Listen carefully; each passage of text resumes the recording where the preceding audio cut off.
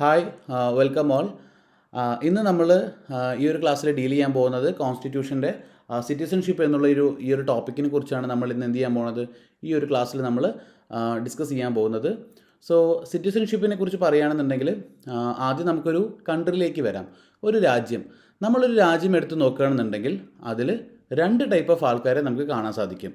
അതായത് ഒന്ന് citizen, പിന്നൊന്നാരാ aliens അല്ലെങ്കിൽ ഫോറിനേഴ്സ്. ഇങ്ങനെയുള്ള രണ്ട് തരത്തിലുള്ള ആളുകളെയായിരിക്കും നമുക്ക് ഒരു രാജ്യത്തിനകത്ത് കാണാൻ സാധിക്കുക. സിറ്റിസൺ എന്ന് വെച്ചാൽ ആ രാജ്യത്ത് തന്നെ ജനിച്ച അല്ലെങ്കിൽ സിറ്റിസൺഷിപ്പ് ഉള്ള ആ ഒരു രാജ്യത്തിലെ ആളുകളെയാണ് നമ്മൾ എന്ത് പറയുന്നത്, സിറ്റിസൺ എന്ന് പറയുന്നത്. അതേപോലെ തന്നെ ഫോറിനേഴ്സ് എന്ന് വെച്ചാൽ വേറൊരു രാജ്യത്തിലുള്ള ആളുകളെയാണ് നമ്മൾ എന്ത് പറയുന്നത്, ഫോറിനേഴ്സ് അല്ലെങ്കിൽ ഏലിയൻസ് എന്ന് പറയുന്നത്. സോ ഇവിടെ സിറ്റിസൺ എന്നുകൊണ്ട് ഉദ്ദേശിക്കുന്നത് ആ രാജ്യത്തിനകത്ത് ഫുൾ മെമ്പർഷിപ്പ് ഉള്ള, ഫോറിനേഴ്സിനേക്കാൾ കൂടുതൽ പ്രിവിലേജസ് ഉള്ള ആളുകളെയാണ് നമ്മൾ എന്ത് പറയുന്നത്, സിറ്റിസൺസ് എന്ന് നമ്മൾ പറയുന്നത്. അങ്ങനെയാണ് എന്നുണ്ടെങ്കിൽ ഫോറിനറും അതുപോലെ തന്നെ നമ്മളുടെ സിറ്റിസണും തമ്മിലുള്ള എന്തെങ്കിലും ഡിഫറൻസ് ഉണ്ടായിരിക്കുമല്ലോ. യെസ്, ആ ഒരു ഡിഫറൻസ് എന്ന് പറയുന്നത് എന്താണ്, ഫോറിനറെ അപേക്ഷിച്ച് നമ്മുടെ സിറ്റിസൺസിന് എപ്പോഴും എന്ത് കൂടുതലായിരിക്കും, അവകാശങ്ങൾ, റൈറ്റ്സ് കൂടുതലായിരിക്കും. സോ കമ്പയർ ചെയ്ത് നോക്കുമ്പോൾ ഫോറിനേഴ്സിന് എപ്പോഴും ഒരു രാജ്യത്തിനകത്ത് കുറവ് റൈറ്റ്സ് അല്ലെങ്കിൽ ലെസ് റൈറ്റ്സ് മാത്രമേ ഉണ്ടായിരിക്കുകയുള്ളൂ. അതാണ് അവർ തമ്മിലുള്ള എന്തെന്ന് പറയുന്നത്, ഒരു ഡിഫറൻസ് എന്ന് പറയുന്നത്. സോ നമുക്ക് ഈ ഒരു വീഡിയോയിൽ നമ്മൾ ഡിസ്കസ് ചെയ്യാൻ പോകുന്നത് ഇന്ത്യൻ കോൺസ്റ്റിറ്റ്യൂഷനകത്തുള്ള സിറ്റിസൺഷിപ്പ് എന്നുള്ള ഭാഗത്തിൽ എന്തൊക്കെയാണ് പറയുന്നത് എന്നുള്ള കാര്യങ്ങളും, അതുപോലെ തന്നെ ഒരാൾക്ക് എങ്ങനെയൊക്കെ സിറ്റിസൺഷിപ്പ് അക്വയർ ചെയ്യാൻ പറ്റും, ഒരാളുടെ സിറ്റിസൺഷിപ്പ് എങ്ങനെയൊക്കെയാണ് നഷ്ടപ്പെട്ടു പോവുക, അതുപോലെ തന്നെ സിറ്റിസൺഷിപ്പ് ആക്ടിനെ കുറിച്ചും മറ്റുമൊക്കെയാണ് എന്ത് ചെയ്യാൻ പോകുന്നത് ഇന്ന് ഈ ഒരു വീഡിയോയിൽ നമ്മൾ എക്സാം പോയിന്റ് ഓഫ് വ്യൂവിൽ നോക്കാൻ പോകുന്നത്. സോ നമുക്ക് ക്ലാസ്സിലേക്ക് കടക്കാം. സിറ്റിസൺഷിപ്പ് ഇന്ത്യൻ കോൺസ്റ്റിറ്റ്യൂഷൻ വെച്ച് നോക്കുകയാണെന്നുണ്ടെങ്കിൽ ഇന്ത്യൻ കോൺസ്റ്റിറ്റ്യൂഷനിൽ ഏത് ഭാഗത്താണ് സിറ്റിസൺഷിപ്പിനെ കുറിച്ച് ഡീൽ ചെയ്യുന്നത്, that is on part 2. Part 2ലാണ് എന്ത് ചെയ്യുന്നത്, സിറ്റിസൺഷിപ്പിനെ കുറിച്ച് പ്രതിപാദിക്കുന്നത്. സോ ഇതെല്ലാം ക്വസ്റ്റ്യനിൽ ചോദിക്കും. ഇത് വളരെ സിമ്പിളായിട്ടുള്ള ഒരു കാര്യമാണ്. എന്നിരുന്നാൽ കൂടെ ഇതെല്ലാം തന്നെ എന്ത് ചെയ്യാറുണ്ട്, ക്വസ്റ്റ്യൻസ് ആയിട്ട് ചോദിക്കാറുണ്ട്. സിറ്റിസൺഷിപ്പ് ഏത് ഭാഗത്തിലാണ് അല്ലെങ്കിൽ ഏത് പാർട്ട് വെച്ചിട്ടാണ് ഡീൽ ചെയ്യുന്നത് എന്നുള്ള ചോദ്യങ്ങളൊക്കെ മുമ്പ് ചോദിക്കാറുണ്ട്. സോ അത് ഏതാണ്, പാർട്ട് 2ലാണ് എന്ത് ചെയ്യുന്നത്, സിറ്റിസൺഷിപ്പിനെ കുറിച്ച് ഡീൽ ചെയ്യുന്നത്. ക്വസ്റ്റ്യനിൽ ചോദിക്കാം, എന്നിട്ട് ഓപ്ഷൻസ് വരും, പാർട്ട് 2, പാർട്ട് 3, പാർട്ട് 4 എന്ന് പറയുന്നത്. പാർട്ട് 3 എന്താ, ഫണ്ടമെൻ്റൽ റൈറ്റ്സ് ആണ്. പാർട്ട് 4 എന്താ, ഡിറക്റ്റീവ് പ്രിൻസിപ്പിൾസ് ആണ്. സോ സിറ്റിസൺഷിപ്പ് അതെല്ലാം നമ്മൾ വരും ക്ലാസ്സുകളിൽ നമുക്ക് നോക്കാം. സിറ്റിസൺഷിപ്പ് ഡീൽ ചെയ്യുന്നത് ഏതിലാണ്, പാർട്ട് 2ലാണ്. ദെൻ ആർട്ടിക്കിൾ നോക്കാം. സിറ്റിസൺഷിപ്പ് ഡീൽ ചെയ്യുന്ന ആർട്ടിക്കിൾ വന്നിട്ട് 5 to 11 ആണ്. 5 മുതൽ 11 വരെയുള്ള ആർട്ടിക്കിൾസ് ആണ് കോൺസ്റ്റിറ്റ്യൂഷനിൽ സിറ്റിസൺഷിപ്പിനെ കുറിച്ച് പറയുന്നത്. And it identifies the persons who became citizen of India. Article 5 to 11 എന്തിനെ കുറിച്ചാണ് പറയുന്നത്, ആരൊക്കെയാണ് ഇന്ത്യയിലെ സിറ്റിസൺ എന്നുള്ളത് ഐഡൻറ്റിഫൈ ചെയ്യുന്ന കുറച്ച് കാര്യങ്ങളാണ് എന്ത് ചെയ്യുന്നത് 5 to 11 നോക്കുന്നത്. ഇത് ഓരോ ആർട്ടിക്കിൾ നമ്മൾ ഡീറ്റെയിൽ ആയിട്ട് പഠിക്കേണ്ട കാര്യമില്ല. നമ്മൾ നോക്കേണ്ട ഒരേ ഒരു കാര്യം എന്ന് പറയുന്നത് ഏത് ആർട്ടിക്കിളാണ്, എവിടെ മുതൽ ഏത് ആർട്ടിക്കിൾ വരെയാണ് സിറ്റിസൺഷിപ്പ് ഡീൽ ചെയ്യണത് മാത്രം നോക്കിയാൽ മതി. ഇതുപോലെ ചോദ്യം തന്നിട്ട് ഞാൻ മുമ്പ് പറഞ്ഞില്ല, അതുപോലെ ഓപ്ഷൻസിൽ തരും, 5 to 11 തരും, അതുപോലെ തന്നെ 10 to 15 എന്നൊക്കെ പറഞ്ഞിട്ട് വേറെ കുറേ റോങ് ആൻസേഴ്സ് ഒക്കെ തരും. സോ സിറ്റിസൺഷിപ്പ് ഡീൽ ചെയ്യുന്നത് ഏതിലാണ്, 5 to 11 ആണ്. അതിലെന്തിനെ കുറിച്ചാണ് കൂടുതലായിട്ട് പറയുന്നത്, ആരൊക്കെയാണ് ഇന്ത്യയിലെ സിറ്റിസൺസ് ആവേണ്ടത് എന്നുള്ളത് ഐഡൻറ്റിഫൈ ചെയ്യുന്നതാണ് ഏതിൽ പറഞ്ഞിരിക്കുന്നത്, 5 to 11 പറഞ്ഞിരിക്കുന്നത്. And it does not deal with acquisition or loss of citizenship. എങ്ങനെയൊക്കെയാണ് സിറ്റിസൺഷിപ്പ് ലഭിക്കുക എന്നുള്ളതും അതുപോലെ തന്നെ എങ്ങനെയൊക്കെയാണ് സിറ്റിസൺഷിപ്പ് നഷ്ടപ്പെട്ടു പോവുക എന്നുള്ളതും ഏതിലാണ് പറയുന്നത്, സിറ്റിസൺഷിപ്പ് ആക്ട് 1955ലാണ്. നമ്മുടെ പൗരത്വവുമായി റിലേറ്റ് ചെയ്തിട്ടുള്ള ഒരു ആക്ട് ഏതാണ് അല്ലെങ്കിൽ ഒരു നിയമം പാസ്സാക്കിയിരിക്കുന്ന ഏതാണ് എന്ന് ചോദിച്ചു കഴിഞ്ഞാൽ അത് ഒരേ ഒരു ആക്റ്റാണ്. അത് ഏതാണ്, സിറ്റിസൺഷിപ്പ് ആക്ട് 1955. അതിൽ ഇയർ വളരെ വളരെ ഇമ്പോർട്ടൻ്റ് ആണ്. നമ്മുടെ പൗരത്വമായിട്ട് ബന്ധമുള്ള അല്ലെങ്കിൽ പൗരത്വത്തെക്കുറിച്ച് പ്രതിപാദിക്കുന്ന ഒരു നിയമം പാസ്സാക്കിയിരിക്കുന്നത് അല്ലെങ്കിൽ ഒരു നിയമം ഒരു ആക്ട് എന്ന് പറയുന്നത് ഏതാണ്, സിറ്റിസൺഷിപ്പ് ആക്ട് 1955 ആണ്. ഇയർ വളരെ വളരെ ഇമ്പോർട്ടൻ്റ് ആണ്. സോ എങ്ങനെയൊക്കെയാണ് ഒരാൾ ഈ ഒരു സിറ്റിസൺഷിപ്പ് ലഭിക്കുക, എങ്ങനെയൊക്കെയാണ് നഷ്ടപ്പെട്ടു പോവുക എന്നുള്ള കാര്യങ്ങളെല്ലാം തന്നെ ഡിഫൈൻ ചെയ്തിരിക്കുന്നത് ഏതിലാണ്, സിറ്റിസൺഷിപ്പ് ആക്ട് 1955ലാണ്. ആൻഡ് നമുക്ക് നോക്കാം. സിറ്റിസൺഷിപ്പ് എന്ന് പറയുമ്പോൾ രണ്ട് തരത്തിലുള്ള സിറ്റിസൺഷിപ്പ് ഉണ്ട്. There are 2 types of citizenship. ഏതൊക്കെയാണ്, ഒന്ന് സിംഗിൾ സിറ്റിസൺഷിപ്പും അതുപോലെ തന്നെ ഡ്യുവൽ സിറ്റിസൺഷിപ്പ്. ആൻഡ് നമ്മൾ ഡ്യുവൽ സിറ്റിസൺഷിപ്പിനെ കുറിച്ച് ബോധപ്പെടേണ്ട ആവശ്യമില്ല. കാരണം ഇന്ത്യയിൽ നിലനിൽക്കുന്ന ഒരു ടൈപ്പ് ഓഫ് സിറ്റിസൺഷിപ്പ് എന്ന് വെച്ചാൽ അത് ഏത് മാത്രമാണ്? സിംഗിൾ സിറ്റിസൺഷിപ്പ് മാത്രമാണ്. അല്ലാതെ ഡ്യുവൽ സിറ്റിസൺഷിപ്പ് എവിടെ ഇല്ല? ഇന്ത്യയിൽ ഇല്ല. എന്താണ് ഡ്യുവൽ സിറ്റിസൺഷിപ്പ് എന്ന് വെച്ചാൽ? ഇരട്ട പൗരത്വം. അതായത് ഒരാൾക്ക് എന്തുണ്ടാവും? ഒരു രാജ്യത്തിനകത്ത് തന്നെ 2 പൗരത്വം ഉണ്ടായിരിക്കും. അതിനെയാണ് എന്ത് പറയുന്നത്? ഡ്യുവൽ സിറ്റിസൺഷിപ്പ് എന്ന് പറയുന്നത്. സോ ഇന്ത്യയിൽ നിലനിൽക്കുന്ന ഒരു സിറ്റിസൺഷിപ്പ് അല്ലെങ്കിൽ ഇന്ത്യയിലുള്ള ആളുകൾക്കുള്ള സിറ്റിസൺഷിപ്പ് എന്ന് വെച്ചാൽ ഏത് മാത്രമാണ്? സിംഗിൾ സിറ്റിസൺഷിപ്പാണ്. പക്ഷേ മുമ്പത്തെ ഒരു കേസ് എടുത്ത് നോക്കുകയാണെന്നുണ്ടെങ്കിൽ ഇന്ത്യയിൽ എന്തുണ്ടായിരുന്നു? ഇന്ത്യയിൽ ഒരേ ഒരു സ്റ്റേറ്റ് ജമ്മു കാശ്മീരിൽ മാത്രമായിട്ട് എന്തുണ്ടായിരുന്നു? ഇരട്ട പൗരത്വം അല്ലെങ്കിൽ ഡ്യുവൽ സിറ്റിസൺഷിപ്പ് ഉണ്ടായിരുന്നു.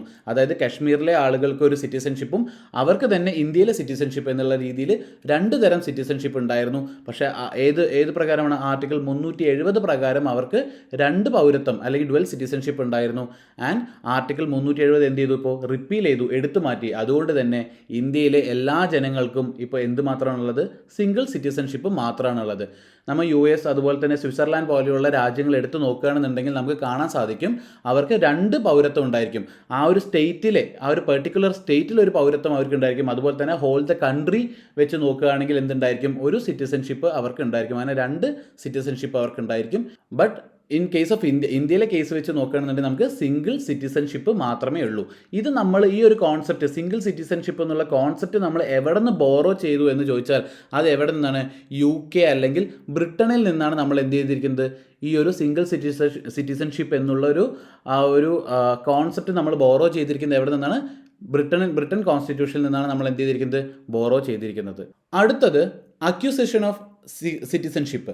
എങ്ങനെയൊക്കെ ഒരു വ്യക്തിക്ക് സിറ്റിസൺഷിപ്പ് ലഭിക്കാം എന്നുള്ളതാണ് എവിടെ പറയുന്നത്? അക്യൂസേഷൻ ഓഫ് സിറ്റിസൺഷിപ്പിൽ പറയുന്നത്. ഇത് എവിടെയാണ് പ്രതിപാദിച്ചിരിക്കുന്നത്? അതെ, ഏതിലാണ്? സിറ്റിസൺഷിപ്പ് ആക്ട് 1955 എന്തിനെക്കുറിച്ച് പറയുന്നത്? അക്യൂസേഷൻ ഓഫ് സിറ്റിസൺഷിപ്പിനെ കുറിച്ച് പറയുന്നത്. 5 രീതിയിലാണ് നമുക്ക് എന്ത് ചെയ്യാൻ പറ്റുക? അതായത് ഈ ഒരു നിയമപ്രകാരം 5 രീതിയിലാണ് ഇന്ത്യയിലെ സിറ്റിസൺഷിപ്പ് ഒരു വ്യക്തിക്ക് ലഭിക്കുക. ദാറ്റ് ഈസ് ഫസ്റ്റ് വൺ എന്ന് പറയുന്നത് ഏതാണ്? By birth. Second one by descent. Third one by registration. And fourth one by naturalisation. And fifth one by incorporation of territory. ഇങ്ങനെ 5 രീതിയിലാണ് എന്ത് ചെയ്യുക? ഒരു വ്യക്തിക്ക് ഇന്ത്യൻ സിറ്റിസൺഷിപ്പ് ലഭിക്കുക. ഇത് ഓരോന്നും നിങ്ങൾ ഡീപ്പായിട്ട് പോകേണ്ട കാര്യമില്ല. ഈ പേരുകൾ മാത്രം മനസ്സിലാക്കി വെക്കുക. അതിനെക്കുറിച്ചുള്ള ചെറിയൊരു വിവരണം കൂടി പഠിച്ചു വെക്കുക. എന്താണ് ബൈ ബർത്ത് എന്ന് പറയുന്നത്? അതെ, ജനനം മൂലം. ആ ഒരു വാക്കിൽ തന്നെ ഉണ്ട് അല്ലേ? ഒരു വ്യക്തി ഇന്ത്യയിൽ ജനിക്കുകയാണെന്നുണ്ടെങ്കിൽ ഓട്ടോമാറ്റിക്കലി അയാൾക്ക് എന്ത് ലഭിക്കുന്നതായിരിക്കും? സിറ്റിസൺഷിപ്പ് ലഭിക്കുന്നതായിരിക്കും. സെക്കൻഡ് വൺ എന്ന് പറയുന്നത് ഏതാ? By decent. ബൈ ഡിസെൻറ്റ് എന്ന് ഉദ്ദേശിക്കുന്നത് ആ ഒരു വ്യക്തിയുടെ അച്ഛനോ അമ്മയോ ആരെങ്കിലും ഒരാൾ പാരൻ്റ് ഇന്ത്യൻ ആണെങ്കിൽ ഓട്ടോമാറ്റിക്കലി ആ വ്യക്തിക്കും അവർക്കുണ്ടാകുന്ന മക്കൾക്കും എന്ത് ലഭിക്കുന്നതായിരിക്കും? ഇന്ത്യൻ സിറ്റിസൺഷിപ്പ് ലഭിക്കുന്നതായിരിക്കും. അതായത് ഇപ്പോൾ ഒരു കുട്ടി പുറത്ത് ജനിക്കുകയാണെന്ന് വയ്ക്കുക. അങ്ങനെ ആ ഒരു കേസിലാണെങ്കിൽ ഓട്ടോമാറ്റിക്കലി അവരുടെ അച്ഛനും അമ്മയും ഇന്ത്യയിലുള്ള ആൾക്കാരാണ് അല്ലെങ്കിൽ ഇന്ത്യയിൽ ജനിച്ച ആൾക്കാരാണെങ്കിൽ ബൈ ഡിസെൻറ്റ് അവർക്ക് എന്ത് ലഭിക്കുന്നതായിരിക്കും? ഇന്ത്യൻ സിറ്റിസൺഷിപ്പ് ലഭിക്കുന്നതായിരിക്കും. ആൻഡ് തേർഡ് വൺ നോക്കുക. Third one by registration. Registration ചെയ്തുകൊണ്ട് തന്നെ ഒരു വ്യക്തിക്ക് എന്ത് ലഭിക്കും? ഇന്ത്യൻ സിറ്റിസൺഷിപ്പ് ലഭിക്കുന്നതായിരിക്കും. And by naturalisation. ഒരു അപ്ലിക്കേഷൻ മുഖേന എന്ത് ലഭിക്കുന്നതായിരിക്കും? ഇന്ത്യയിലെ സിറ്റിസൺഷിപ്പ് ലഭിക്കുന്നതായിരിക്കും. ഈ രജിസ്ട്രേഷനും നാച്ചുറലൈസേഷനും തമ്മിലുള്ളൊരു ഡിഫറൻസ് എന്താണെന്ന് വെച്ചാൽ ഇന്ത്യൻ ഒറിജിനിൽപ്പെട്ട ആളുകൾക്ക് സിറ്റിസൺഷിപ്പ് ലഭിക്കാൻ ബൈ രജിസ്ട്രേഷനും ഫോറിനർ ആയിട്ടുള്ള ഒരാൾക്ക് ഇന്ത്യൻ സിറ്റിസൺഷിപ്പ് കിട്ടണമെങ്കിൽ ബൈ നാച്ചുറലൈസേഷൻ ആയിരിക്കും എന്ത് ലഭിക്കുക? ഇന്ത്യൻ സിറ്റിസൺഷിപ്പ് ലഭിക്കുക. അതാണ് ഈ ഒരു ഡിഫറൻസ് എന്ന് പറയുന്നത്. കുറച്ചുകൂടി വ്യക്തമായി പറയുകയാണെന്നുണ്ടെങ്കിൽ നമുക്ക് ബൈ രജിസ്ട്രേഷൻ നോക്കുകയാണെങ്കിൽ അവരുടെ പാരൻസോ അതല്ലെങ്കിൽ വേറെ ഏതെങ്കിലും ആൻസസ്റ്റേഴ്സ് എന്തായിരിക്കും? ഇന്ത്യയിൽ ഒറിജിൻ ആയിരിക്കും. സോ അങ്ങനെ നോക്കുകയാണെന്നുണ്ടെങ്കിൽ രജിസ്ട്രേഷൻ വഴി അവർക്ക് എന്ത് ലഭിക്കുന്നതായിരിക്കും? സിറ്റിസൺഷിപ്പ് ലഭിക്കുന്നതായിരിക്കും. അതുപോലെ തന്നെ ഒരു വ്യക്തി ഇന്ത്യയിലുള്ള ഒരാളെ കല്യാണം കഴിക്കുകയാണ്. അവരുടെ സ്പൗസ് വന്നിട്ട് എന്താണ്? ഇന്ത്യയിലുള്ള ആളാണെന്നുണ്ടെങ്കിൽ ബൈ രജിസ്ട്രേഷൻ മറ്റേ വ്യക്തിക്കും എന്ത് ലഭിക്കും? ഇന്ത്യൻ സിറ്റിസൺഷിപ്പ് ലഭിക്കുന്നതായിരിക്കും. ആൻഡ് ബൈ നാച്ചുറലൈസേഷൻ നോക്കുകയാണെന്നുണ്ടെങ്കിൽ ഞാൻ പറഞ്ഞ പോലെ ഫോറിനേഴ്സിന് ഇന്ത്യൻ സിറ്റിസൺഷിപ്പ് ലഭിക്കാൻ വേണ്ടിയിട്ടാണ് എന്തുള്ളത്? ബൈ നാച്ചുറലൈസേഷൻ എന്നുള്ള ഒരു വഴി ഉള്ളത്. ബൈ നാച്ചുറലൈസേഷൻ നോക്കുകയാണെന്നുണ്ടെങ്കിൽ അതിന് കുറേ ക്രൈറ്റീരിയാസ് ഉണ്ട്. ആ ക്രൈറ്റീരിയാസ് ഫുൾഫിൽ ചെയ്യുകയാണെന്നുണ്ടെങ്കിൽ ഒരാൾക്ക് എന്ത് ചെയ്യണം? അതായത് ഫോറിനർ ആയിട്ടുള്ള ഒരാൾ കുറേ കാലമായിട്ട് എന്ത് ചെയ്യണം? ഇന്ത്യയിൽ താമസിക്കുകയാണ്. അതുപോലെ തന്നെ വേറൊരു രാജ്യത്തുള്ള ഒരാൾ അയാളുടെ കൺട്രിയിലുള്ള സിറ്റിസൺഷിപ്പ് എന്ത് ചെയ്യാണ്? വേണ്ടാന്ന് വെച്ചിട്ട് ഇന്ത്യൻ സിറ്റിസൺഷിപ്പ് ആഗ്രഹിക്കുന്ന ആളുകൾക്കും മറ്റുമൊക്കെ സിറ്റിസൺഷിപ്പ് ലഭിക്കാൻ വേണ്ടിയിട്ടുള്ള ഒരു വഴിയാണ് എന്തെന്ന് പറയുന്നത് നാച്ചുറലൈസേഷൻ എന്നുള്ള ഒരു അക്യൂസേഷൻ ഓഫ് സിറ്റിസൺഷിപ്പ് ഉള്ളത്. ആൻഡ് ലാസ്റ്റ് വേ എന്ന് പറയുന്നത്, ദ ഫിഫ്ത്ത് വേ എന്ന് പറയുന്നത് എന്താണ്? By incorporation of territory. By incorporation of territory എന്നുകൊണ്ട് ഉദ്ദേശിക്കുന്നത് എന്താ? ഇന്ത്യ ഏതെങ്കിലും ഒരു രാജ്യമോ അതല്ലെങ്കിൽ ഒരു സ്ഥലമോ എന്തെങ്കിലും ഒന്ന് അക്യൂർ ചെയ്യുകയാണ്, അല്ലെങ്കിൽ കൂട്ടിച്ചേർക്കുകയാണ്, ഇന്ത്യയിലേക്ക് വരികയാണ്. അങ്ങനെയാണെന്നുണ്ടെങ്കിൽ ആ സ്ഥലത്തുള്ള ആളുകൾക്ക് എന്ത് കൊടുക്കുന്നതായിരിക്കും? സിറ്റിസൺഷിപ്പ് കൊടുക്കുന്നതായിരിക്കും. ഫോർ എക്സാമ്പിൾ പറയുകയാണെന്നുണ്ടെങ്കിൽ നമുക്ക് സിക്കിം നോക്കാം. സിക്കിം എന്ന് പറയുന്നത് ഇന്ത്യയിൽ ഒരു സ്റ്റേറ്റ് ആണ്. പക്ഷേ ഇന്ത്യക്ക് സ്വാതന്ത്ര്യം ലഭിച്ച് കുറേ വർഷങ്ങൾക്ക് ശേഷമാണ് എന്ത് ചെയ്യുന്നത്? സിക്കിം എന്ന് പറയുന്ന അതൊരു രാജ്യമായിരുന്നു, ആ ഒരു സ്പേസ് ഇന്ത്യയിലേക്ക് വന്ന് ചേരുന്നത്. സോ അങ്ങനെ ഇന്ത്യയിലേക്ക് കൂട്ടിച്ചേർക്കപ്പെട്ട രാജ്യങ്ങളോ അതല്ലെങ്കിൽ പ്രദേശങ്ങളോ എന്തെങ്കിലും ഉണ്ട് എന്നുണ്ടെങ്കിൽ അവർക്ക് എന്ത് കൊടുക്കുന്നതായിരിക്കും? ബൈ ഇൻകോർപ്പറേഷൻ ഓഫ് ടെറിട്ടറി എന്നുള്ള ആ ഒരു കോൺസെപ്റ്റ് പ്രകാരം അവർക്ക് സിറ്റിസൺഷിപ്പ് കൊടുക്കുന്നതായിരിക്കും. സോ ഇങ്ങനെ 5 വഴിയാണ് എന്ത് ചെയ്യുക? ഒരു വ്യക്തിക്ക് ഇന്ത്യൻ സിറ്റിസൺഷിപ്പ് ലഭിക്കുക. നെക്സ്റ്റ് നോക്കൂ, ലോസ് ഓഫ് സിറ്റിസൺഷിപ്പ്. ഒരു വ്യക്തിക്ക് എങ്ങനെയൊക്കെയാണ് സിറ്റിസൺഷിപ്പ് നഷ്ടപ്പെടുക എന്നുള്ളതാണ് എന്ത് ചെയ്യുന്നത്? ലോസ് ഓഫ് സിറ്റിസൺഷിപ്പിൽ പറയുന്നത്. എത്ര വഴിയാണ്? 3 വഴി. 3 വഴികളിലൂടെയാണ് എന്ത് ചെയ്യുക? ഒരു വ്യക്തിക്ക് സിറ്റിസൺഷിപ്പ് നഷ്ടപ്പെട്ടു പോവുക. ഏതൊക്കെയാണെന്ന് നമുക്ക് നോക്കാം. ഫസ്റ്റ് ഏതാണ്? By renunciation, second one by termination and third one by deprivation. എന്താണ് 3 പറയുന്നത്? ഓരോന്നും നമുക്ക് നോക്കാം. ബൈ റിനൗൺസിയേഷൻ എന്ന് വെച്ചാൽ ഒരാൾ വോളണ്ടറിലി പറയാണ്, അതായത് സ്വയം പറയാണ് എനിക്ക് ഇന്ത്യൻ സിറ്റിസൺഷിപ്പ് വേണ്ട എന്ന് പറഞ്ഞിട്ട് റിനൗൺസിയേറ്റ് ചെയ്യുന്നതിനെയാണ് നമ്മൾ എന്ത് പറയുന്നത്? റിനൗൺസിയേഷൻ എന്ന് പറയുന്നത്. ഒരാൾ വോളണ്ടറിലി പറയണം എനിക്ക് എന്ത് വേണ്ട? ഇന്ത്യൻ സിറ്റിസൺഷിപ്പ് വേണ്ട എന്ന് പറഞ്ഞിട്ട് ഉപേക്ഷിക്കുന്നതിനെയാണ് നമ്മൾ എന്ത് പറയുന്നത്? ബൈ റിനൗൺസിയേഷൻ എന്ന് പറയുന്നത്.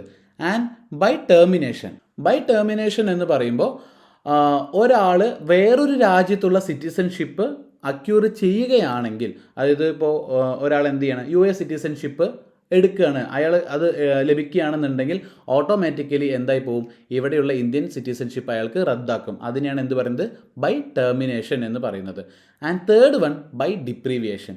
ഡിപ്രീവിയേഷൻ എന്ന് പറയുമ്പോൾ ഇല്ലീഗലായിട്ടുള്ള ഏതെങ്കിലും രീതിയിൽ ഒരാൾക്ക് ഇന്ത്യൻ സിറ്റിസൺഷിപ്പ് ലഭിക്കുകയാണ്, അതുപോലെ തന്നെ ഇന്ത്യക്കെതിരായിട്ട് ഏതെങ്കിലും രാജ്യങ്ങൾ യുദ്ധം ചെയ്യുകയോ മറ്റോ ചെയ്യുമ്പോൾ അവരെ സഹായിക്കുക, അതുപോലെ തന്നെ കോൺസ്റ്റിറ്റ്യൂഷനോട് ഡിസ്ലോയാലിറ്റി കാണിക്കുക, അതുപോലെ 7 വർഷത്തിൽ കൂടുതലായിട്ട് ഒരാൾ പുറത്ത് തന്നെ കണ്ടിന്യൂസ് ആയിട്ട് താമസിക്കുകയാണ്, ഇങ്ങനെയുള്ള സിറ്റുവേഷൻസ് ഒക്കെ വരുന്ന സമയത്ത് അയാൾക്ക് എന്ത് നഷ്ടപ്പെട്ടു പോകും?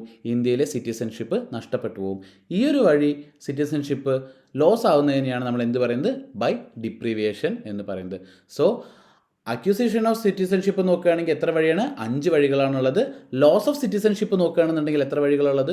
3 വഴികളാണുള്ളത്. സോ അക്യൂസിഷൻ ഓഫ് സിറ്റിസൺഷിപ്പ് എന്ന് പറയുമ്പോൾ ഏതൊക്കെയാണ്? By birth, by descent, by registration, by naturalisation, last one by incorporation of territories. Loss of citizenship എന്ന് പറയുമ്പോൾ എത്ര വഴിയാണ്? 3 വഴികളിലൂടെയാണ്. By renunciation, by termination and by deprivation. Questions എങ്ങനെയാണ് ചോദിക്കുക എന്ന് വെച്ചാൽ ഏതെല്ലാം വഴികളിലൂടെയാണ് ഇന്ത്യൻ സിറ്റിസൺഷിപ്പ് നഷ്ടപ്പെട്ടു പോവുക എന്ന് പറഞ്ഞിട്ട് എന്ത് ചെയ്യും? 3 തെറ്റുത്തരങ്ങളും ഒരു ശരി ഉത്തരം തരും. അതല്ലെങ്കിൽ ഇന്ത്യൻ സിറ്റിസൺഷിപ്പ് എങ്ങനെയൊക്കെയാണ് ലഭിക്കുക എന്ന് പറഞ്ഞിട്ട് ബൈ റിനൗൺസിയേഷൻ, ടെർമിനേഷൻ, ഡിപ്രിവേഷൻ എന്ന് തന്നിട്ട് ഒന്ന് ബൈ ഡിസെൻറ്റും തരും. അപ്പോൾ ഏത് വഴികളിലൂടെ നമുക്ക് ലഭിക്കുക? ബൈ ഡിസെൻ്റ് ആണ്. സോ ഇങ്ങനെയായിരിക്കും എന്ത് ചോദിക്കുക? ക്വസ്റ്റ്യൻസ് സാധാരണഗതിയിൽ ചോദിക്കാറുള്ളത്. അടുത്തതായിട്ട് നമ്മൾ നോക്കുന്നത് rights and privileges on the citizen of India. ഞാൻ ആദ്യമേ പറഞ്ഞിട്ടുണ്ടായിരുന്നു, ഒരു രാജ്യത്തിനകത്ത് ഫോറിനേഴ്സ് ഉണ്ടായിരിക്കും, അതുപോലെ തന്നെ വേറെ ആരുണ്ടായിരിക്കും? സിറ്റിസൺസും ഉണ്ടായിരിക്കും. സോ ഞാൻ പറഞ്ഞു ഫോറിനേഴ്സിനെ അപേക്ഷിച്ച് സിറ്റിസൺസിന് എന്ത് കൂടുതലായിരിക്കും? റൈറ്റ്സ് കൂടുതലായിരിക്കും എന്ന് ഞാൻ പറഞ്ഞിട്ടുണ്ടായിരുന്നു അല്ലേ? അപ്പോൾ അതുകൊണ്ട് തന്നെ നോക്കൂ, ഇന്ത്യയിലെ സിറ്റിസണിന് മാത്രമായിട്ട് ഫോറിനേഴ്സിന് ലഭിക്കാത്ത, ഇന്ത്യൻ സിറ്റിസൺസിന് മാത്രം എക്സ്ക്ലൂസീവായിട്ട് ലഭിക്കുന്ന കുറച്ച് റൈറ്റ്സ്, അവകാശങ്ങൾ ഏതിൽ പറഞ്ഞിട്ടുണ്ട്? നമ്മുടെ കോൺസ്റ്റിറ്റ്യൂഷനിൽ പറഞ്ഞിട്ടുണ്ട്. അത് നമ്മൾ എന്ത് ചെയ്യണം? നിർബന്ധമായിട്ടും അറിഞ്ഞിരിക്കേണ്ടതായിട്ടുണ്ട്. നോക്കൂ, rights and privileges on citizens of India, that is then is the same to aliens. ഏലിയൻസിന് കിട്ടില്ല. ഏലിയൻസ് എന്ന് വെച്ചാൽ ഫോറിനേഴ്സ് ആയിട്ടുള്ള ആളുകൾക്ക് ലഭിക്കില്ല. പക്ഷേ ആർക്ക് മാത്രമേ ലഭിക്കുകയുള്ളൂ? ഇന്ത്യൻ സിറ്റിസൺ ആയിട്ടുള്ള ആളുകൾക്ക് മാത്രമേ എന്ത് ലഭിക്കുകയുള്ളൂ? ഈ പറയുന്ന റൈറ്റ്സ് ലഭിക്കുകയുള്ളൂ. അത് ഏതൊക്കെയാണ് ആ റൈറ്റ്സ് എന്ന് പറയുന്നത്? നോക്കൂ, ഒന്ന് ആർട്ടിക്കിൾ 15, പിന്നൊന്ന് ആർട്ടിക്കിൾ 16, പിന്നൊന്ന് ആർട്ടിക്കിൾ 19, ദെൻ ആർട്ടിക്കിൾ 29 ആൻഡ് 30. ഇങ്ങനെ 5 ആർട്ടിക്കിൾ. ഈ 5 ആർട്ടിക്കിൾസ് ആർക്ക് മാത്രമാണ് ലഭിക്കുക? ഇന്ത്യയിലെ സിറ്റിസൺസിന് മാത്രമേ ലഭിക്കുള്ളൂ. ആർട്ടിക്കിൾ 15 എന്താണ്? Right against discrimination on grounds of religion, race, caste, sex or place of birth. So right against discrimination ആണ് പറയുന്നത്. അതുപോലെ തന്നെ സെക്കൻഡ് വൺ എന്ന് പറയുന്നത് ആർട്ടിക്കിൾ 16 ആണ്. Opportunity in matter of public employment. ജോലി ലഭിക്കുന്ന, ഇപ്പം നമ്മൾ ഫസ്റ്റ് വൺ നോക്കുകയാണെന്നുണ്ടെങ്കിൽ എന്താ, ഒരാളെ ഡിസ്ക്രിമിനേറ്റ് ചെയ്യാണ്, വിവേചിക്കുകയാണ്. സോ നമ്മുടെ ഭരണഘടനയ്ക്കകത്ത് പറഞ്ഞിട്ടുണ്ട് എന്ത് പാടില്ല, വിവേചനം പാടില്ല എന്ന് പറഞ്ഞിട്ടുണ്ട്. ബട്ട് ഇൻ ദിസ് കേസ് നമുക്ക് എന്ത് ചെയ്യാം, ഫോറിനേഴ്സിനെ എന്ത് ചെയ്യാൻ പറ്റും, ചില കേസസിൽ വിവേചനം അവരോട് നമുക്ക് ചെയ്യാം എന്നാണ് പറയുന്നത്. അല്ലെങ്കിൽ അങ്ങനെ ഒരു നിലപാട് ഇന്ത്യ ഗവൺമെൻറ്റോ ആരെങ്കിലും എടുക്കുകയാണെന്നുണ്ടെങ്കിൽ അതിനെതിരെ എന്ത് ചെയ്യാൻ പറ്റില്ല, നമുക്ക് കോടതിയിലേക്ക് പോകാൻ പറ്റില്ല. അതെന്തുകൊണ്ടാണ്? കാരണം അത് ഇന്ത്യൻ സിറ്റിസണിന് മാത്രം ലഭിക്കുന്ന ഒരു പ്രിവിലേജ് ആണ്. ദെൻ നോക്കൂ, equality of opportunity in matter of public employment. അതായത് ജോലി കൊടുക്കുന്ന കാര്യത്തിൽ ഇന്ത്യയിൽ ചില ജോലികൾ അല്ലെങ്കിൽ ചില പബ്ലിക് സർവീസസ് ആർക്ക് മാത്രമേ ചെയ്യാൻ സാധിക്കുകയുള്ളൂ, ഇന്ത്യയിലെ സിറ്റിസണിന് മാത്രമേ ചെയ്യാൻ സാധിക്കുകയുള്ളൂ. സോ ഫോറിനർ വന്നിട്ട് കോടതിയിൽ കേസ് കൊടുക്കുകയാണ്, എനിക്ക് ഇന്ന ജോലിക്ക് അപേക്ഷിക്കാൻ പറ്റുന്നില്ല, ചെയ്യാൻ പറ്റുന്നില്ല എന്ന് പറഞ്ഞാൽ എന്ത് ചെയ്യാൻ പറ്റില്ല, അത് കൊടുക്കാൻ നമുക്ക് സാധിക്കില്ല. Then article 19. എന്താണ് ആർട്ടിക്കിൾ 19? ഈ ഓരോ ആർട്ടിക്കിൾസും ഫണ്ടമെൻ്റൽ റൈറ്റുമായിട്ട് റിലേറ്റ് ചെയ്തിട്ടുള്ളതാണ്. അത് ഓരോന്നും എന്താണെന്നുള്ളത് ഡീറ്റെയിൽ ആയിട്ട് നമ്മൾ എവിടെ നോക്കും, ഫണ്ടമെൻ്റൽ റൈറ്റ് എന്നുള്ള സെക്ഷനിൽ നമ്മൾ നോക്കും. ഇപ്പോൾ ജസ്റ്റ് ഒന്ന് പറഞ്ഞു പോകുന്നതേ ഉള്ളൂ. സോ ആർട്ടിക്കിൾ 19 ആർക്ക് മാത്രമേ ലഭിക്കുകയുള്ളൂ, ഇന്ത്യൻ സിറ്റിസണിന് മാത്രമേ ലഭിക്കുകയുള്ളൂ. എന്താണ് അതിൽ പറയുന്നത്? Right to freedom of speech and expression, അതുപോലെ തന്നെ right to assembly, right to association, right to movement, ഇങ്ങനെയുള്ള കാര്യങ്ങളെല്ലാം തന്നെ ആർക്ക് മാത്രമേ ഉള്ളൂ, ഇന്ത്യൻ സിറ്റിസണിന് മാത്രമുള്ള പ്രിവിലേജസ് ആണ്. ദെൻ നോക്കൂ, last one, cultural and educational rights, article 29 and 30. ഇതും ആർക്ക് മാത്രമേ ലഭിക്കുകയുള്ളൂ, ഇന്ത്യൻ സിറ്റിസണിന് മാത്രമേ ലഭിക്കുകയുള്ളൂ. ഇത് കൂടാതെ 3 കാര്യങ്ങൾ കൂടി പറയുന്നുണ്ട്. Right to vote in election to the Lok Sabha and legislative assembly. ലോകസഭയിലേക്കും നിയമസഭയിലേക്കും ആർക്ക് മാത്രമേ വോട്ട് ചെയ്യാൻ പറ്റുള്ളൂ, നമുക്ക് അറിയാവുന്ന കാര്യമാണ്. ആർക്ക് മാത്രമേ വോട്ട് ചെയ്യാൻ പറ്റുള്ളൂ, ഇന്ത്യൻ സിറ്റിസൺ, ഇന്ത്യൻ പൗരന്മാർക്ക് മാത്രമേ എന്ത് ചെയ്യാൻ പറ്റുള്ളൂ, വോട്ട് ചെയ്യാൻ സാധിക്കുകയുള്ളൂ. ഇത് ഇന്ത്യൻ സിറ്റിസണിന് മാത്രമുള്ള എന്താണ്, അവകാശങ്ങളാണ്. അതുപോലെ തന്നെ right contest for the membership of parliament and state legislature. ഒരാൾക്ക് MP ആവണം, MLA ആവണം, ഇന്ത്യയിലെ MP യോ MLA ഒക്കെ ആവണം എന്നുണ്ടെങ്കിൽ അത് ആർക്ക് മാത്രമേ സാധിക്കുകയുള്ളൂ, ഇന്ത്യൻ സിറ്റിസണിന് മാത്രമേ സാധിക്കുകയുള്ളൂ. ദെൻ ലാസ്റ്റ് വൺ നോക്കൂ, എലിജിബിലിറ്റി ടു ഹോൾഡ്. ഞാൻ പബ്ലിക് എംപ്ലോയ്മെൻറ്റ് പറഞ്ഞ സമയത്ത് പറഞ്ഞിട്ടുണ്ടായിരുന്നു, സെയിം കാര്യം തന്നെയാണ്. Eligibility to hold certain public officers, that is President of India, Vice President of India, etc. അതായത് ഇന്ത്യയിലെ പ്രസിഡൻറ്റ്, വൈസ് പ്രസിഡൻറ്റ്, അതുപോലെ തന്നെ ജഡ്ജസ്, ഗവർണർ, ഇങ്ങനെയുള്ള പോസ്റ്റുകളിലേക്ക്, ഇങ്ങനെയുള്ള ഓഫീസുകളിലേക്ക് ആർക്ക് മാത്രമേ ആ ഒരു സ്പേസ് ഹോൾഡ് ചെയ്യാൻ പറ്റുള്ളൂ, ഇന്ത്യൻ സിറ്റിസണിന് മാത്രമേ ഈ ഒരു സർട്ടൈൻ പൊസിഷൻസ് ഹാൻഡിൽ ചെയ്യാൻ വേണ്ടിയിട്ട് സാധിക്കുകയുള്ളൂ. ഫോറിനേഴ്സ് ആയിട്ടുള്ള ആളുകൾക്ക് എന്ത് ചെയ്യില്ല, സാധിക്കില്ല. സോ ഈ ഒരു കാര്യം കൂടി എന്ത് ചെയ്യണം, നമ്മൾ മനസ്സിലാക്കി വെക്കണം. ഇതിനെക്കുറിച്ച് എന്ത് വരാറുണ്ട്, ക്വസ്റ്റ്യൻസ് ചോദിക്കാറുണ്ട്. സോ നമ്മൾ പറഞ്ഞു ഇവർക്ക് എന്തുണ്ട്, റൈറ്റ്സ് ആൻഡ് പ്രിവിലേജസ് ഉണ്ട് അല്ലേ, ഇന്ത്യൻ സിറ്റിസണിന് റൈറ്റ്സ് ആൻഡ് പ്രിവിലേജസ് ഉണ്ട്. ഇതേപോലെ തന്നെ ഒരാൾക്ക് റൈറ്റ്സ് ലഭിക്കുക എന്ന് പറയുമ്പോൾ അതുപോലെ തന്നെ റൈറ്റ്സ് എന്ന് ഒരു വശത്ത് തൂങ്ങി ഇരിക്കുമ്പോൾ അല്ലെങ്കിൽ ബാലൻസ് ചെയ്തിരിക്കുമ്പോൾ അതിൻ്റെ മറ്റേ അറ്റത്ത് എന്തുകൂടി ഉണ്ട്, ഡ്യൂട്ടീസ് എന്ന് പറഞ്ഞിട്ടുള്ളൊരു കാര്യം കൂടി ഉണ്ട്. നമുക്ക് അവകാശങ്ങളുണ്ടെങ്കിൽ അതേപോലെ തന്നെ നമുക്ക് എന്തുകൂടി ഉണ്ട്, അതെ, റെസ്പോൺസിബിലിറ്റീസ് അല്ലെങ്കിൽ ഡ്യൂട്ടീസ്, ഉത്തരവാദിത്തങ്ങൾ നമുക്ക് എന്തുണ്ട്, ഇന്ത്യയോട് അല്ലെങ്കിൽ ഇന്ത്യൻ കോൺസ്റ്റിറ്റ്യൂഷനോട് നമുക്കുണ്ട്. സോ ഇത്രയും പ്രിവിലേജസ് നമുക്ക് കിട്ടുമ്പോൾ തിരിച്ച് അതേപോലെ നമ്മുടെ ഡ്യൂട്ടീസ് എന്തൊക്കെയാണ്, നമ്മുടെ കോൺസ്റ്റിറ്റ്യൂഷനോട് ലോയാലിറ്റി കാണിക്കുക, അതുപോലെ തന്നെ നമ്മുടെ നാഷണൽ ആന്തത്തെ ബഹുമാനിക്കുക, അതുപോലെ തന്നെ നമുക്ക് ടാക്സ് പേ ചെയ്യുക. ഇതെല്ലാം ആരുടെ ഡ്യൂട്ടിയാണ്, ഇന്ത്യൻ സിറ്റിസൻ്റെ ഡ്യൂട്ടിയാണ്. ഒരു ഫോറിനറിന് ഇവിടെ ടാക്സ് അടയ്ക്കേണ്ട കാര്യമുണ്ടോ, ഇല്ല. സ്വാഭാവികമായിട്ടും ഇൻ യൂഷ്വൽ കേസസ് എന്തില്ല, ആവശ്യമില്ല. പക്ഷേ ആര് ചെയ്യണം, ഇന്ത്യൻ സിറ്റിസൺസ് എന്ത് ചെയ്യണം, ടാക്സ് അടയ്ക്കണം. അതുപോലെ തന്നെ ഈ പറയുന്ന കാര്യങ്ങളെല്ലാം തന്നെ എന്തുണ്ട്, ഡ്യൂട്ടീസ് ഇന്ത്യൻ സിറ്റിസൺസിന് ഈ പറയുന്ന ഡ്യൂട്ടീസ് എല്ലാം തന്നെ ഉണ്ടായിരിക്കുന്നതാണ്. സോ ഇത്രയും കാര്യങ്ങളാണ് നമ്മൾ എന്ത് ചെയ്യുന്നത്, ഇന്ത്യൻ സിറ്റിസൺഷിപ്പുമായിട്ട് റിലേറ്റ് ചെയ്തിട്ട് നമുക്ക് എക്സാം പോയിൻ്റ് ഓഫ് വ്യൂവിൽ പഠിക്കാനുള്ളത്. സോ നമ്മൾ ഇന്ത്യൻ സിറ്റിസൺഷിപ്പിനെ കുറിച്ച് പറഞ്ഞു, അതിൻ്റെ ആർട്ടിക്കിൾ പറഞ്ഞു, പാർട്ട് ഏതാണെന്ന് പറഞ്ഞു, ഇന്ത്യൻ സിറ്റിസൺഷിപ്പ് ആക്ട് ഏതാണ് ഇയർ വന്നിട്ട് 1955 പറഞ്ഞു, അക്യൂസിഷൻ ഓഫ് സിറ്റിസൺഷിപ്പിനെ കുറിച്ച് പഠിച്ചു, ലോസ് ഓഫ് സിറ്റിസൺഷിപ്പിനെ കുറിച്ച് പഠിച്ചു, അതുപോലെ തന്നെ ഇന്ത്യൻ സിറ്റിസണിന് മാത്രം എക്സ്ക്ലൂസീവ് ആയിട്ടുള്ള റൈറ്റ്സ് ആൻഡ് പ്രിവിലേജസിനെ കുറിച്ചും എന്ത് ചെയ്തു, നമ്മൾ ഡിസ്കസ് ചെയ്തിട്ടുണ്ട്. സോ ഇത്രയും കാര്യങ്ങൾ എന്ത് ചെയ്യുക, നിങ്ങൾ ഡീറ്റെയിൽ ആയിട്ട് കൃത്യമായിട്ട് പഠിക്കുക. ഇതിൽ കൂടുതൽ ഡീപ്പായിട്ട് എന്ത് ചെയ്യേണ്ട ആവശ്യമില്ല, എക്സാമിന് പഠിക്കേണ്ടതായിട്ടില്ല. സോ ഇത്രയും കാര്യങ്ങളാണ് ഇന്നത്തെ ക്ലാസ്സിൽ നമ്മൾ ഡിസ്കസ് ചെയ്തത്. സോ അടുത്ത ഒരു ക്ലാസ്സിൽ നമുക്ക് ഫണ്ടമെൻ്റൽ റൈറ്റ്സ് അല്ലെങ്കിൽ അതുപോലുള്ള ബാക്കിയുള്ള ടോപ്പിക്സുമായിട്ട് നമുക്ക് എന്ത് ചെയ്യാം, അടുത്ത ക്ലാസ്സിൽ കാണാം. അപ്പോൾ നമ്മൾ ക്ലാസ് ഇവിടെ അവസാനിപ്പിക്കുകയാണ്. Okay, thank